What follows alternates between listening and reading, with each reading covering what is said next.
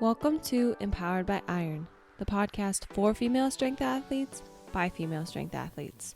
We are your hosts, Dr. Kristin Lander from Fiercely Fuel Nutrition Coaching and Dr. Mary Morton, scientist and weightlifter. Together, we are Empowered by Iron. Hello, strong ladies. Welcome back to Empowered by Iron. Thank you for understanding for we taking a hiatus last week. Yeah. Was it 2 weeks ago? 2 weeks ago. It's been a busy summer. It's been a busy summer. Super busy. And you know how busyness goes? It kind of all comes together at the end and you feel like your life is imploding. So thank you for understanding. We are back and we are trying to make changes so we can bring you guys weekly episodes again like we did at the beginning. Yes. That would be so ideal. Awesome. Mm-hmm. Yeah. But until then, you saw the title of this. We're going to talk about sleep today. But first, today, our 12-week powerlifting program is being released. Raise the roof. Woohoo. If you guys remember a few weeks ago or 12 weeks ago, almost exactly, I had a call for anyone wanting to try the program before it was put up for sale. I've had a couple ladies complete it. They loved it. They did great on it. They just tested their 1 rep maxes. They excelled. All of them put on I mean, I'm blown away with their progress, honestly. That's awesome. Yeah, so they loved it. They did really well. They did really, really, really well. So that program is available now at femalestrengthacademy.com. I'll make sure it's linked in the description if you are on iTunes or Apple Podcasts. If you are on Spotify, just head over to our website. It'll be right there. Hell yeah. Yeah, and if you have any questions about it, you can always ask them in the Female Strength Academy Facebook group page, and I will be there to answer any questions you have. Let's talk about some sleep. Okay, so I have to say, I had a big nerd out. Like usually Kristin talks about how she was nerding out about research. I was having a huge nerd out about the sleep research. I just find it so fascinating. Your PhD also revolved around things that occur in the brain. Yes, and so sleep is one of those things in the science world. It's called your circadian rhythm, but sleep is one of those things that's like we know it's essential, right? Like you know, if you don't get sleep, you're screwed. Like you're gonna be exhausted. Your life is gonna feel like it's over. Yeah, and pretty much I think like no one likes being around a tired person. No one likes being around a tired person. Mm-hmm. But why sleep is important? We don't know. And there's been so many generalizations, right? Like people say, oh, well, you learn best in your sleep. We're going to learn that's true and not true all at the same time. Or that you recover best when you sleep. Well, yeah, but why? What's going on? How do we recover when we're sleeping? Right. There's all sorts of things that like we know to be true about sleep, but no one really knows exactly why those things are true about sleep. Yeah. Right? Well, that's true. And as we talk about anything in science, so you ladies listening, you know we love the science. Anything in science is kind of a big unknown with some little bits of it known, right? So if someone ever comes to you and says, this one study proves everything that I'm telling you and I'm right, you need to take a step back and say, no. Yeah, there's no one study that proves any one thing. No, It's a culmination of hundreds of studies that all come to the same conclusion of this is right. Like gravity, it wasn't just one study, it was an observation. And then everyone who's ever studied gravity since then says, oh yeah, no, for sure, gravity's a thing. Right. But don't someone come to you like, this fit tea, look, if you could find me science on fit tea, I would be. No, just please don't. I would love to look at it. I don't even want to. But if they bring it to you. I'm biased, okay? Wow, someone doesn't have an open mind about That's fit right. tea. Right. Okay. So tell me what sleep is actually, because the definition's it's not really a definition. Yeah. So a lot of us think of sleep as just a state of unconsciousness, right? We don't know what's going on when we sleep. We wake up in weird positions, some of us in weird places. We don't really know what's going on. Right. But sleep is just a different set of criteria. So in the science world, they do sleep studies on animals. They do it on invertebrates like flies or worms or fish even. And they do some studies on humans. Well, humans have very different characteristics than bugs, right? We sleep differently than bugs. Yeah. So the different criteria of sleep apply differently to whatever system you're looking at to study, right? So one general definition of sleep could be that a criteria including loss of locomotion, so you're not moving, maintaining distinct postures, so you sleep on your side or your back or your stomach, you weirdos. Enhanced arousal thresholds to environmental stimuli, so your alarm clock or you hear a weird bop in the night. Depending on where you are in your sleep cycle, you may or may not hear that. Rapid reversibility, so you can be awake, you can be asleep, you can be asleep and immediately be awake. There's not this big long drag in between the two, although some of us have a big long drag to get to sleep. But if you think about it, when you go from awake to asleep, it kind of just happens. Exactly. Yeah. Yep. Which is weird. Like, how does your brain switch from a state of consciousness to a state of... Anyway. Hormones. There's a lot of hormones involved in that. Oh God, so many things. Preference for specific environmental locations. So most of us don't sleep on our kitchen floor. Right. No judgment if you do. I'm not here to judge. I prefer my bed. And homeostatic rebound to sleep deprivation. So basically what that's trying to say is that your body acts in a way to rebound you from losing sleep. Like getting more sleep. Right. There's a rebound effect. Right. To a loss of sleep. Right. Okay. So if you've heard anything about sleep, you hear people boasting about REM sleep. You need REM sleep. REM sleep's so important. REM. Right. Well, if we break it down simply, there's more than this. There's more than just two states of sleep.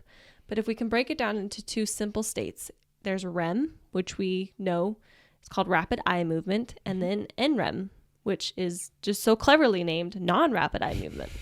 Scientists are just clever. To distinguish between NREM and REM sleep, scientists use what's called EEG, or electroencephalograms. So they put basically little things all over your brain. Yeah, like little electrodes all over your head. Mm-hmm. And they look at your brain activity. Where is your brain active? How is your brain active? And they get feedback in terms of electrical signals, so electrical waves. Mm-hmm. And we can look up the size of these waves, the amplitude of these waves, and the frequency that they occur, and we can determine whether or not they're NREM, REM, or wake. So wakefulness, you're awake. So during periods of wakefulness, your EEG pattern will show very low amplitude, so very small waves, and fast activity, much like that of REM sleep. So REM sleep and wakefulness are very similar but very distinct, and we'll get into that in a second. Non-REM then is somewhat the opposite, high amplitude, very slow frequency, or very little frequency, right? So big waves that kind of crash like the ocean, right? Up and down, right, rather than up, down, up, down, up, down, up, down. Exactly. That was very scientific. That was very scientific. Up, down, up, down, I up, love down, it. up, down.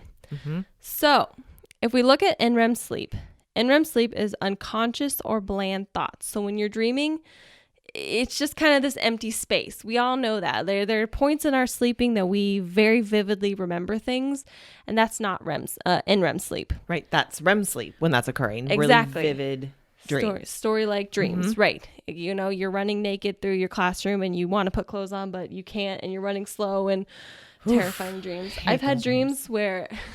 I was like in elementary school when I had this dream, so don't judge me. I was like naked on the playground, and I knew I was naked on the playground, but I couldn't move. Like I couldn't move fast, and my eyes were like stuck half open, and so I could like kind of see things, and all my classmates are coming at me zombie-like. And I was like trying to run away, but I couldn't run away. That is a terrifying dream. And to remember that you had this in elementary school, like I'm not even sure what dreams I had last week. I also had a dream I was eaten by a snake slowly. That's awful. That's awful. Terrible.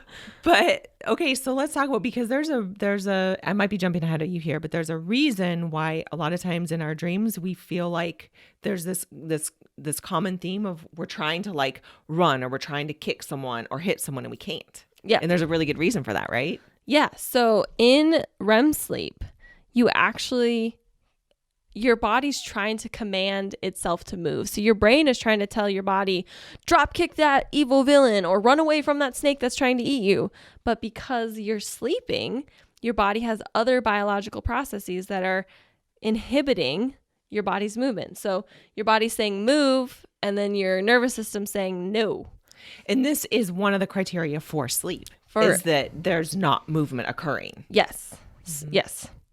Opposed to NREM sleep, where there is some type of movement. It's episodic, which means it kind of happens here and there, and it's involuntary. So your body's not telling it to move. Your body's just kind of like twitching. You know, you ever twitch yourself awake? That's involuntary movement. Right. So in NREM sleep, there are 4 distinct stages. So in stage 1 is the difference between awake and asleep. And if you are in this stage, you are very easily woken. So if you are kind of falling asleep and someone makes a loud noise and gets your heart rate up, it's going to take you a while to get back to that stage. As you progress through the stages of NREM sleep, you are going to be harder and harder to wake up. So by the time you're at stage 4, you're out. It's going to take a lot. It's going to take something really making a big noise for it to wake you up. And I think that this is people that are like really hard sleepers that can sleep through anything. They're in this stage a lot. Yes. Mm-hmm. Yes. You can sleep through a bomb going off. Yeah, then you might be an NREM sleeper. Mm-hmm. It's also the difference between REM and NREM is your thoughts. So if you do have any type of dreams during NREM, it's going to be very logical. It's going to make sense. It's like you're buying your dream home. That makes sense. Or compared to REM sleep, where it's very illogical and very bizarre. Right. Like you go to your dream house and it's filled with a jungle and monkeys and they're all trying to kill you and a snake is trying to eat you. I was very traumatized by that snake. Clearly. I still think about it to this day. Yeah. Yeah. So very illogical dreams Very in illogical REM dreams. sleep. Yeah. And dreams that sort of like make sense in NREM sleep. We know sleep is important, obviously. Yeah. And these 2 very distinct characteristics of sleep, these 2 different categories of sleep, obviously have their purpose, which we'll get into in a minute. But we still are unsure why sleep is so important. Historically, it's thought that during sleep, brain activity was lowered, but it turns out that the opposite, brain activity is increased when you're sleeping.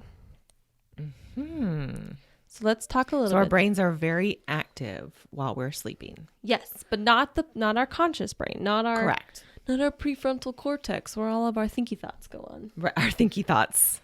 I love that. Yes. It's our back brain. It's our other parts of our brain that we don't really know that our brain's working, right? It just works. But the other parts of our brain. The subconscious. Yeah. Mm-hmm. So let's talk a little bit about sleep and your brain. So if you listen to the last episode of Empowered by Iron, I talked a little bit about cerebrospinal fluid, or CSF. So CSF, just for a recap, for those of you who missed it, CSF is this fluid basically that fills and surrounds your brain. So any empty crevices through your brain, we all know brains are that foldy, mushy looking thing. Well, your brain has different empty cavities in it. And in those empty cavities is this cerebrospinal fluid. And the cerebrospinal fluid also covers the top of your brain. So if you hit your head, there's a little bit of liquid in between there so your brain doesn't hit your skull and smush upon impact. Right. Otherwise, we don't have pancake brains. No pancake brains. No pancake brains. Mm-hmm. And the cerebrospinal fluid is not just in the brain. Right. It's also in the spinal cord. But the other thing that the CSF does besides protect your brain is it is the nutrient delivery and waste disposal system of your brain, which is more commonly called as the glymphatic system, but we'll just call it CSF. So I know a lot about this because this is partially what I did my PhD in. So I looked at different cells in your brain and how it interacts basically with the CSF and how the interaction with the CSF causes your brain to grow and develop. Not necessarily recover, but growing and developing. So during the daytime, you have neurons and their supporting cells produce neurotoxic waste just as a byproduct of living, right? It's going to shoot out some good signals and it's going to shoot out some crap. It's just how it works. This waste then is left to just hang around in your brain. And if it's left there over time, it'll cause a buildup. And a lot of these buildups can lead to neurodegenerative disorders like Alzheimer's or Parkinson's. Mm-hmm. But don't fret. Don't think that your brain is just like this big toxic waste dump. We have the CSF in order to clear all that crap out, right? So that's the purpose of, that's part of the purpose of the CSF. That's part of its job is to like you said in the last episode, it washes over the brain and clears. It's the waste removal process Yes. of the brain. So if you think of the CSF as like your washing machine, it's constantly moving. It's constantly turning. It's constantly going through your brain and pulling out things and delivering things to your cells to keep them healthy, both in taking things away and delivering nutrients. Now, interestingly enough, the CSF, when you are awake, is working at about 90% less intensity than when you're asleep. Okay, so maybe this is part of why sleep is so important, is because that CSF is like really doing its job while we're sleeping. Yeah. It's clearing the waste products. Your wash cycle goes from delicate to intense. I don't know if that's a speed, but it is in your brain. So it clears of waste buildup during hours of sleep, and without proper sleep, the CSF likely cannot clear all the waste, leaving some gunk behind.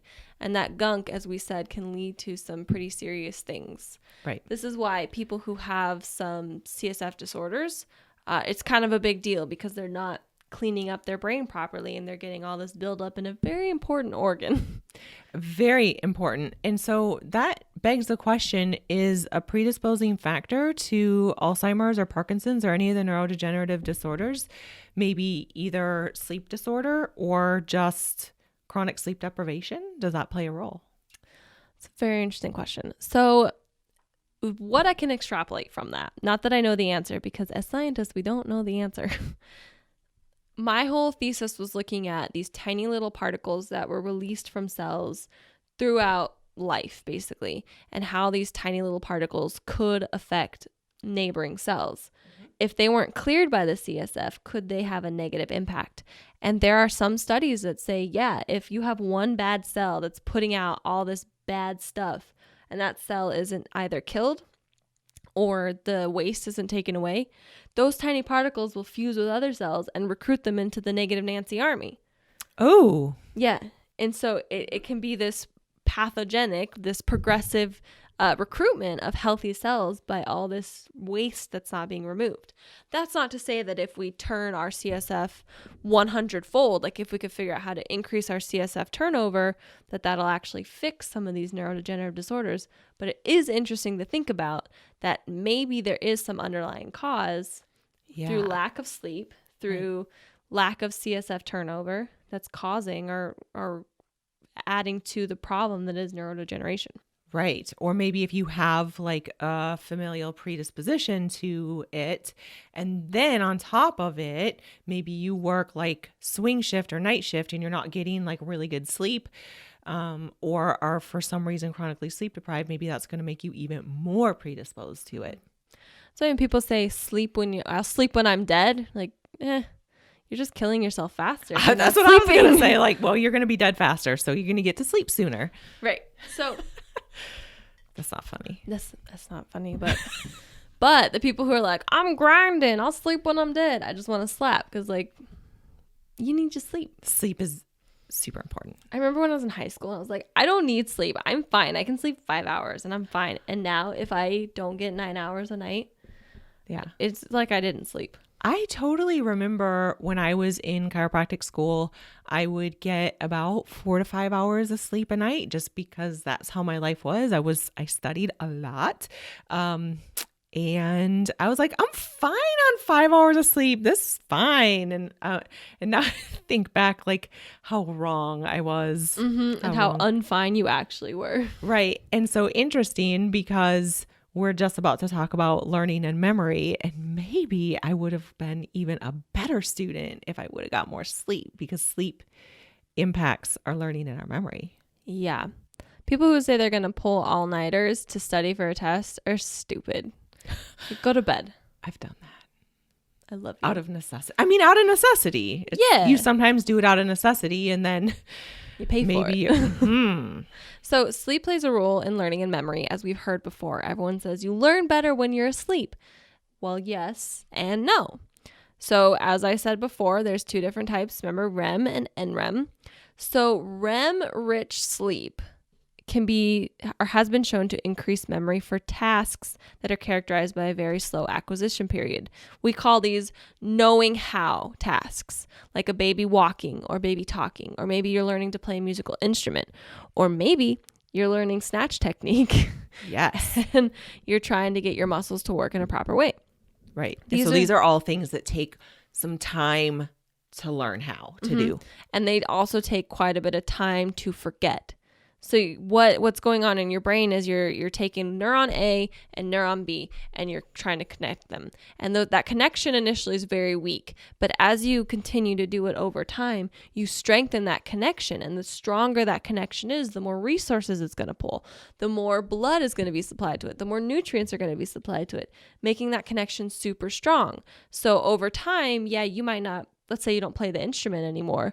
It's going to take you basically your whole life, depending on how much you do, to forget how to play that instrument. I have some anecdotal evidence to support that. So most people do not know just how big of a nerd I am. No, I started out, you do know how big of a nerd I am. Okay. I started out college as a music major. I played the flute. I didn't know this. You didn't? No. Okay. I knew you played the flute, but I didn't know you were going to major in it. Oh, yeah. Yep. I had a scholarship. It was lovely. And then I just decided I didn't want to play music anymore. So that was like 20 years ago or more. Okay. And about 5 years ago, I decided, like, I still have my flute in a closet. And my husband was asking me about the flute. And so he plays several different instruments. And so he's like, hey, pull that out. See if you can still play it. And I was like, there's no way I can play this thing. Like, no possible way. I don't know how to read music anymore. I don't really remember what the names of the notes are. But I was like, whatever. I just pulled the thing out and pulled out some sheet music and I could play it. I mean, not super well, but I could play it. I don't know how I knew my fingers knew what to push when they saw a certain note, but I couldn't tell you if that was like a C or a D or an E. I have no idea. But I could play some fairly difficult pieces. And I have no idea how I knew how to do that. Well, it's interesting you say that because in NREM sleep, you make stronger connections in the knowing that tasks. So this is where like studying comes into play. But those are, we all know this. We take in information, we take the test, we do good, we dump it. I mean, the next day we've forgotten everything. Yes. So you remembering how to read music is a knowing that task. So your brain was like, we don't got room for this. We don't need to know this anymore. But the knowing how is something that it's taken time to forget. And obviously it hasn't forgotten. Isn't that crazy? That is crazy. That's when I was like, whoa, our brains are really weird. Yeah, it's crazy. And just like, I mean, I have a similar experience with the guitar. 20 years hasn't passed. But like, I'll take it out. Hey, you'll be there someday. I joke because I love. I pull it out every once in a while and it's like, oh, I still know what these chords are. I still know kind of what I'm doing, but it's nothing like it was 3 or 4 years ago when I was playing consistently. You're playing a lot. Yeah. Yeah. So if you are trying to learn snatch technique, you want to try to get REM sleep. I don't know how you try to get REM sleep, but I think the biggest takeaway is make sure you're getting enough sleep, because if you get enough sleep, you should be able to fall into a REM cycle. Right. And we're going to talk about that a little bit later on when talking about how to get better sleep. Getting better sleep hopefully should allow you to be able to get more REM sleep. Later on. This is going to be a long one, guys. So now that we've talked about learning and memory, let's move into sleep and your body. So there have been several theories that have been identified for the function of sleep. One of them is the restorative effects on the immune and the endocrine system. So basically your immune systems and your hormonal systems. Absolutely. Yep. Hormones, huge. The second one is the neurometabolic theory, in that sleep aids in the recovery of the nervous and metabolic cost imposed by the waking state. So basically, your body is at 100% energy when you wake up. Let's just say it's 100% energy.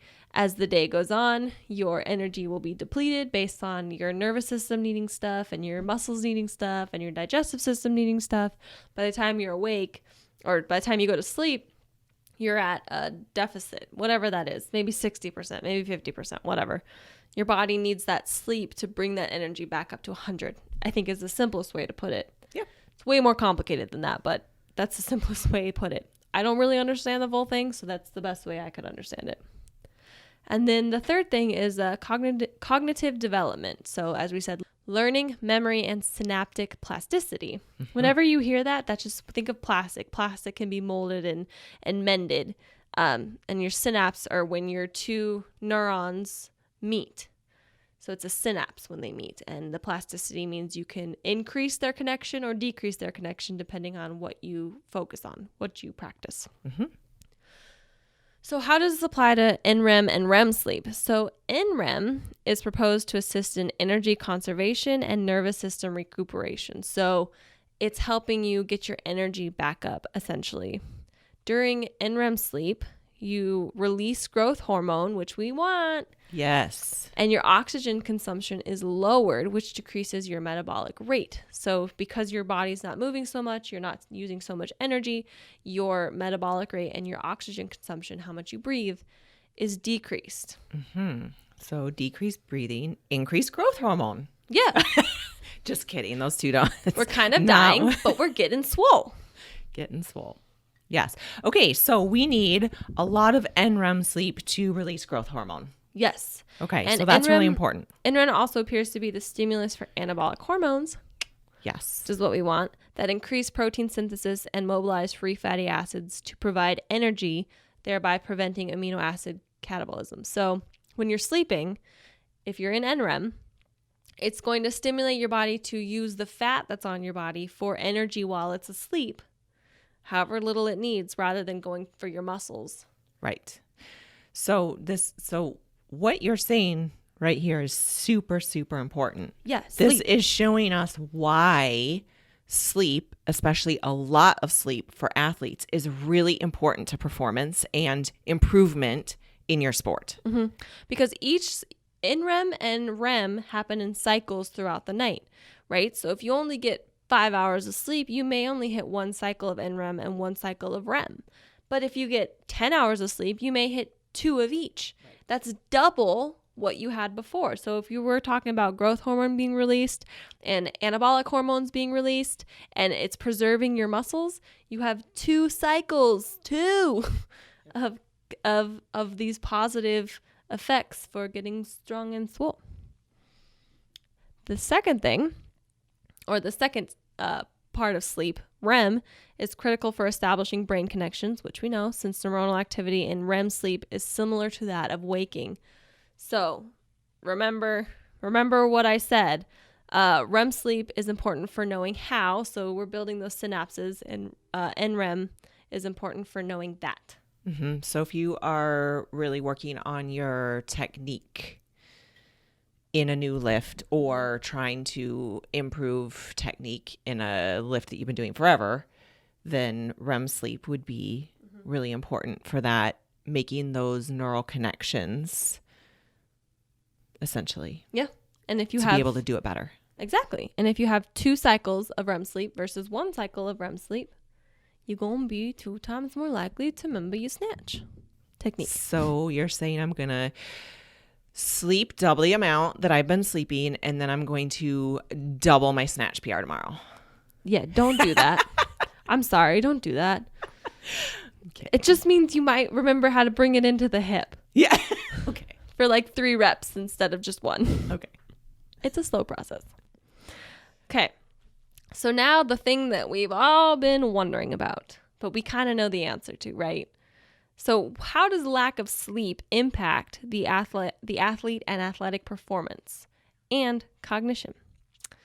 Defining normal or typical sleep, in 2013, a nationwide study found that in the USA, that workdays, people average 6 hours and 51 minutes of sleep a night.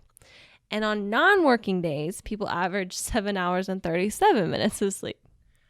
Hey, I just have to say I'm a little surprised by these numbers because I kind of thought that the average on a working day might be a little less. So I'm impressed, but I think we can do better as a country. I thought that the non-working days would be more. Yes. Interesting. Because sleeping like 9-10 hours a night on Friday, Saturday night. Yeah. I mean, that's just hermit me talking. But if I have the opportunity to sleep in, I'm gonna. Yeah, but a lot of the working population has kids too. Maybe that they have to I get have up kids. For. You have kittens. Kittens. Kittens. No, I understand. Like, I understand that, Yeah. but I still thought it might be higher. Yeah. But that's just a thought. So the National Sleep Foundation recommends that adults should get between 7 and 9 hours of sleep a night. That's just a normal, typical human adult. Obviously, we're not getting that, which makes me wonder, going back to your whole neurodegenerative disease and CSF, I wonder if so many of the issues we see as a society is simply due to the fact that we don't sleep enough. I think that's a huge issue. Like not just from a neurodegenerative standpoint, but in terms of like all sorts of disease processes. Mm-hmm. We think of sleep as like this thing we can take away from, right, but we need to not. Right. So studies then suggest that an athlete, a non-normal person, requires 9 to 10 hours of sleep a night. We've said this before. You guys know this. In order to allow for their bodies to fully recover from training. Mm-hmm. I'm looking at you, ladies. However, a study of South African athletes found that 3/4 of athletes slept only 6 to 8 hours a night and only 6 hours on weekends. So they also suggested that potentially pre-competition anxiety may also play a role in poor sleep. Oh, yeah. And that multiple studies found that sleep quality and efficiency and duration all dramatically decreased just prior to competition. I think any of us that have ever competed can attest to that. Absolutely. Have you ever had that where you can't sleep the night before a meet? Yeah, and I think we do ourselves a disservice. It's not our fault at all, but we travel to a competition, so we're not even in our own bed. Yeah, that makes it harder too. Traveling for a meet makes it a lot harder. Mm-hmm. I will never forget my first weightlifting meet. I literally did not sleep the night before. I was staying at my brother-in-law and sister-in-law's house, and I was just so nervous. I didn't sleep a wink. And I do better now, but I still don't sleep very well the night before a meet. I'm getting better, but yeah. Well, it helps if you can somehow figure out how to sleep in your own bed. I understand that that's not possible for most meets, but man, if you can, do it. Additionally, that study found that on top of all this pre-competition anxiety and whatnot, these athletes, 41% said that they had problems falling asleep to start with. Sure.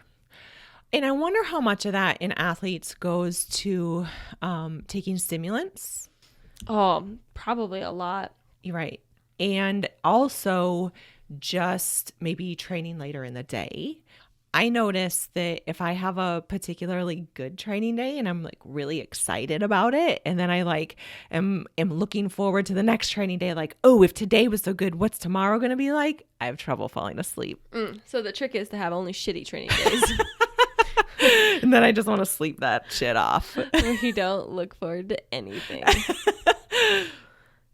But yeah, so I wonder how much is like training time a day that's involved in that study. So it'd be interesting to see exactly if they measured any of that kind of stuff, because that's all I'm assuming that was self-reported, right? They said that the athletes stated that. So why are they having trouble falling asleep? There's probably a lot of reasons that are probably specific to athletes, I think. While researching this, I didn't include it in our notes here, but there was something that said athletes who train in the morning have a harder time falling asleep. Interesting. Don't know why. I didn't really dig into it because there was so much other stuff. So exercise later in the day tends to affect sleep because your body temperature is still elevated. And so there's a cooling off period that has to occur before you fall asleep. And so that a lot of times can affect your sleep negatively. So that's really interesting. So basically, if you work out, you're screwed. You're just not going to sleep. Yeah. Welcome to the life of an athlete. Interesting. Okay. I think it boils down to what works best for you. Yes. So if we look at the summary of research, basically, of sleep deprivation and strength performance, they find that while athletes may be able to overcome sleep loss to produce maximal all-out efforts, so think of 1 rep max. Did I say that right? 1 rep max. However, they might not be able to produce that same effort in terms of levels during regular training. So if you think of volume of training, so if you go in after a bad night of sleep and you try to do a full training session, you're going to be dead. But if you're going in and you're just doing a one rep max effort, it might not be as bad. Interesting. Okay. So it's going to affect, well, and that makes sense because we've all trained tired before and had shitty training sessions, and we've all gone to meets tired and done okay. Obviously, some of that's going to be adrenaline, right? Right. But so that's interesting. So don't fret if you don't get any sleep the night before your meet, because you just have to do all out effort and you're going to be all right. Yeah, it's going to be fine. Also, if you get a bad night's sleep, don't use that as an excuse to just go in and max out. But I want to max out, Mary. I know. Don't do it. On the contrary, the importance for sleep for athlete performance can be demonstrated through the extension of sleep duration. So if you want improved athletic performance, sleep more. Yes. That's basically what this study boiled down to. Yeah, there's a lot of compelling research that shows just improving sleep, even like 1 hour, extending sleep by 1 hour improves performance and recovery. You found a study in particular where the athletes went from 6 to 8 hours of sleep to 10 hours of sleep, and they had significant improvement in their performance. Yeah, crazy. So all that being said, your performance is likely going to be affected if you don't sleep, right? And also your cognition, your memory, which we've talked about, your in other ability to episodes. learn, all this stuff. All this be stuff. Affected. So sleep more. So we can't just tell you to sleep more and sleep better. Let's discuss a little bit about how to get better sleep. Yeah, because this is huge, and this is like right up my alley. This is stuff I love talking about, how to sleep better. Yes. So according to the National Sleep Foundation, one of their suggestions is to stick to a sleep schedule, meaning same bedtime, same waking time, even on weekends, and do that consistently every single day. Yeah, I've noticed I do that, and I have like this internal clock that just wakes me up.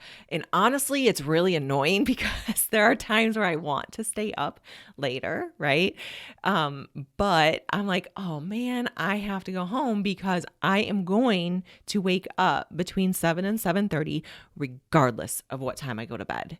And that's just my body's internal clock because so maybe I worked on this stuff so hard that I'm ruined, but,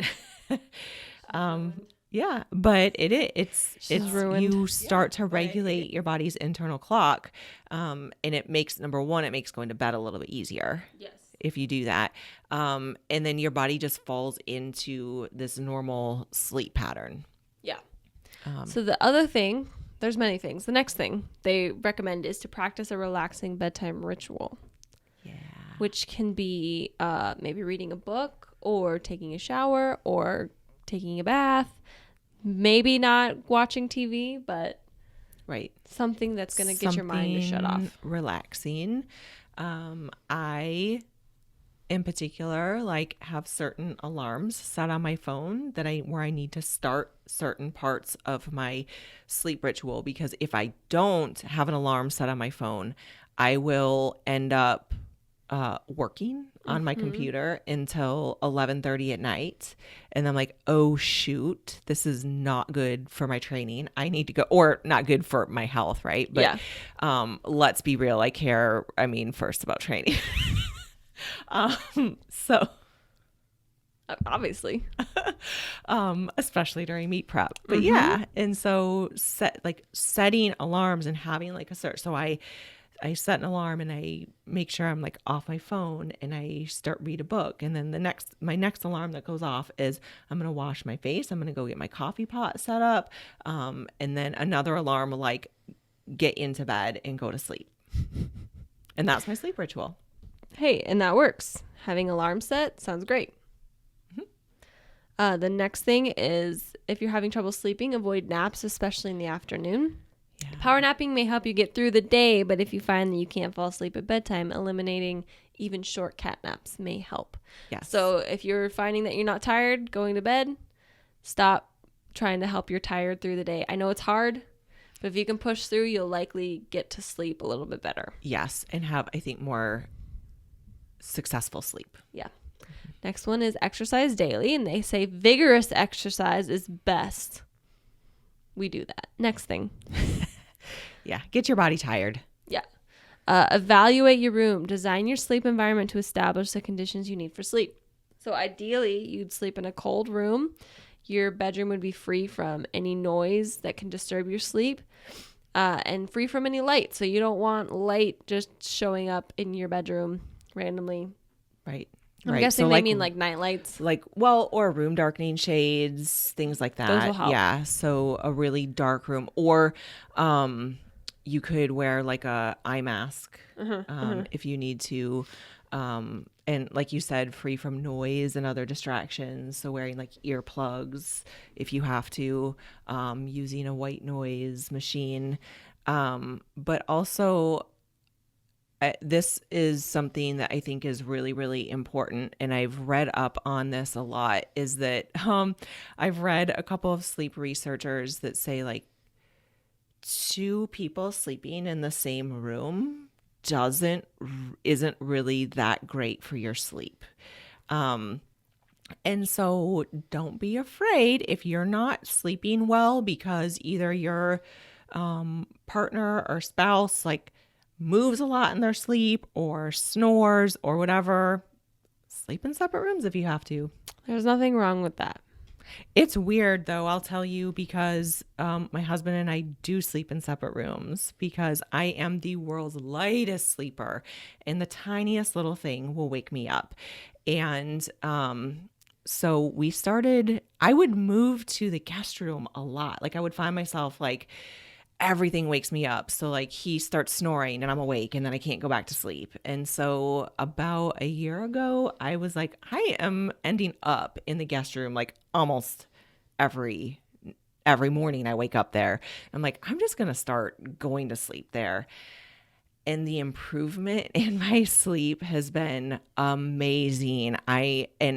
It's kind of weird because I tell people like we don't sleep in the same room and they think like, okay, those people have some serious marital problems. But no, I would say that our marriage is better because I'm no longer a crabby biatch to him in the morning.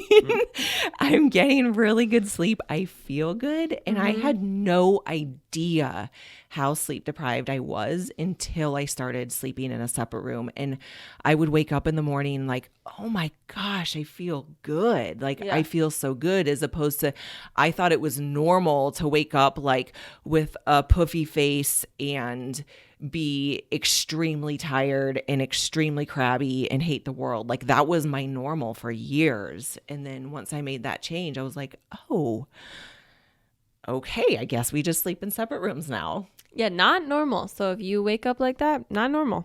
Yeah, it is not normal to wake up that way. And I can't wear earplugs, interestingly. They make me freak out in the middle of the night. I know. I've tried numerous times. I wake up. It's like too much like deprivation, like sensory deprivation or something. And I can't do it. Just no pleasing you. Seriously, I'm like Princess and the Pea. I need my own room. Sleep on a comfortable mattress and pillow. Yeah. Seems obvious. Invest in a good mattress.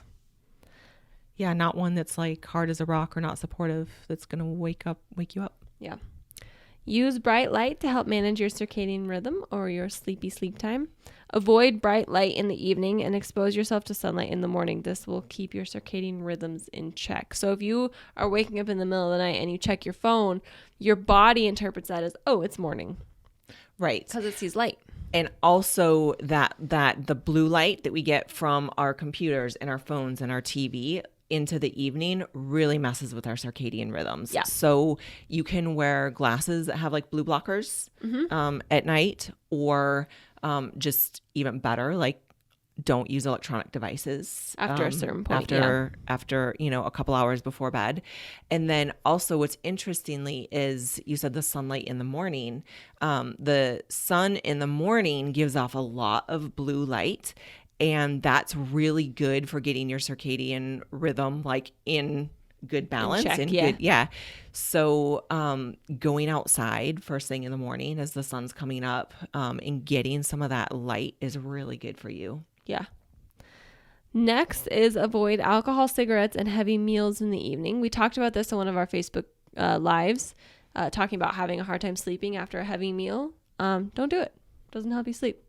Yeah, definitely. And caffeine too. I think the half-life of caffeine is 7 hours. I think it might be 7 hours or maybe 4. We should double check that. But at any rate, so some people that are more sensitive to caffeine, for instance, I can't have caffeine after 1 or I will not sleep until about 1 a.m. So it's about 12 hours for me that it affects me. Other people I know drink so much caffeine that they're kind of immune to it and they could drink a Monster and go to bed. Yeah, but I wonder how that affects their actual sleep, like The jaw quality. grinding and stuff. I don't think it helps. So Yeah. even if you can, doesn't mean you should.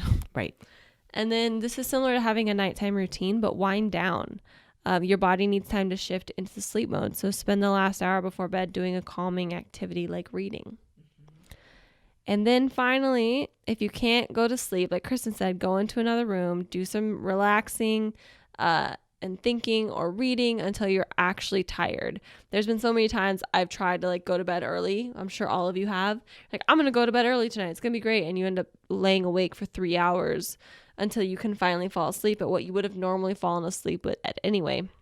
If you have the flexibility to shift your schedule, like I get tired at 10:30. I try to go to bed at 8:30. It doesn't happen. I will fall asleep at 10:30.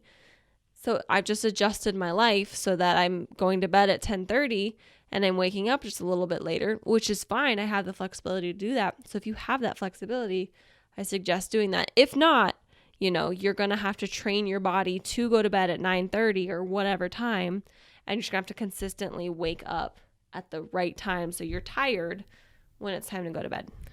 One of the women who's really involved in our Female Strength Academy Facebook page, she used to work for a sleep researcher or a sleep study. Yeah. Do you remember? Yep. Do you remember? I don't remember exactly what her role was, but she knows a lot about sleep research. And she said that most people's bodies are ready for bed. They're winding down on their own, ready for bed at 9 p.m. That makes sense. Which is really interesting because I know a lot of people that stay up far later than that. So, yeah. So, and then the final thing, if you're still having trouble sleeping, don't hesitate to see your doctor about it. You may have something else going on that they need to address. Yeah, there are all sorts of sleep disorders. So talking to your doctor or a sleep professional is maybe really helpful to figure out exactly what's going on with you. Yeah. And sleep, if you don't get enough of it, it can kill you. So get your sleep, feel good. That's it for this episode. Remember, we have the powerlifting program coming out today. It should be on the website. If you're listening on Apple Podcasts, it's in the description below. If you're on Spotify or any other platform, go to our website, femalestrengthacademy.com, and you can find it there. Have an awesome week. And get your sleep. Bye, ladies.